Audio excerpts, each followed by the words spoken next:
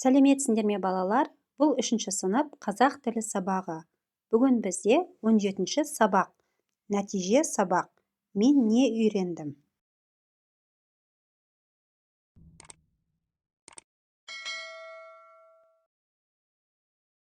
Бірінші жаттығу. Мәтінді мұқият тыңда. Бұл ай қыстың хабаршысы. Бұл айда жердің топырағы тоң болып қатады. Қара суық күшейеді. Су бетіне қабыршық мұз қатады. Күн қысқарып, түн ұзарады. Кей жерлерді қар басады. Кей жерлерде жауған жаңбырдың арты қарға айналады. Бұл қай ай? Мәтіннің астындағы сұрақтарға балалар жауап береміз. Мәтінді бөліктерге бөл, әр бөлікке ат қой. Жоспарды толықтыр. Яғни бірінші жоспар бізде қыстың хабаршысы, екінші бізде тоң болып қатуы. Әрмен қарай біз өзіміз толықтыруымыз керек. Түсініксіз сөздерді анықта және олардың мағынасын сөздіктен айқында. Хабаршы, тоң және осы сияқты түсініксіз сөздерді мағынасын жазамыз. Жоспардың көмегімен мәтіннің мазмұнын жаз. Бұл ай қараша айы екен. Жоспарды толықтыратын болсақ, қыстың хабаршысы, одан кейін тоң болып қатуы, үшінші суықтың күшеюі, төртінші күннің қысқаруы, бесінші қардың жаууы деп жоспарды толықтырсақ болады екен. Түсіндірме сөздік. Хабаршы хабар жеткізуші. Тоң жер қабатының қатты суықтың әсерінен қатуы екен. Қара суық қатты ызғарлы суық. Қабыршық мұз жаңа қатқан жұқа мұз екен.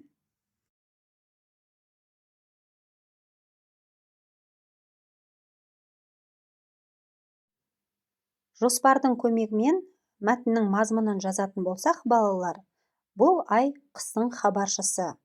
Бұл айда жердің топырағы тоң болып қатады. Қара суық күшейеді. Су бетіне қабыршық мұз қатады. Күн қысқарып, түн ұзарады. Кей жерлерді қар басады. Кей жерлерде жауған жаңбырдың арты қарға айналады.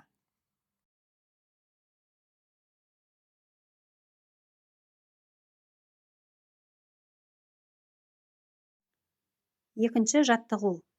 Мәтіндерді түсініп оқы. Әр мәтінге сұрақ қоя отырып, түрін анықта және сәйкестендір. Бірінші мәтінді оқиық, балалар. Лашын қазіргі кезде сирек кездеседі. Табиғатта саны азайып бара жатқан құстардың қатарында. Сондықтан ол біздің елімізде қорғауға алынған. Ол кім? Бұл не? Кітабынан.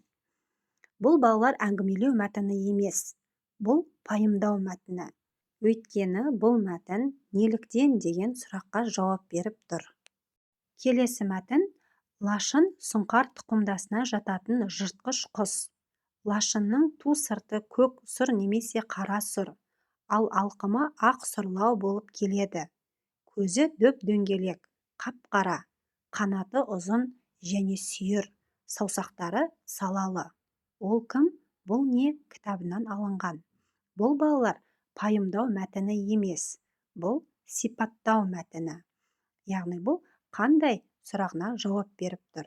Яғни лашынды сипаттап тұр. Келесі мәтін. Мен лашынды хайуанаттар бағынан кездестірдім. Ол ұясында отырды. Ол бізден қорыққан да жоқ.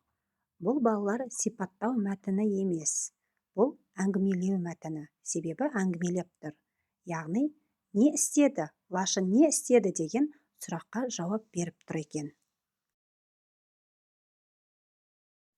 Үшінші жаттығу. Сынып оқушылары күз кереметі қойылымын қоймақшы. Қойылымның шақыру қағазын дайында. Шақыру мәтінін дәптеріңе толықтырып жаз. Құрметті ата-аналар, сіздерді 2024 жылдың 10 қазанында болатын күз кереметі қойылымына шақырамыз. Қойылым сағат 11-де мектептің акт залында өтетін болады. Сіздерді күтеміз. 3-ші сынып оқушылары. Осымен балалар, Бүгінгі сабағымыз аяқталды. Келесі сабақта кездескенше.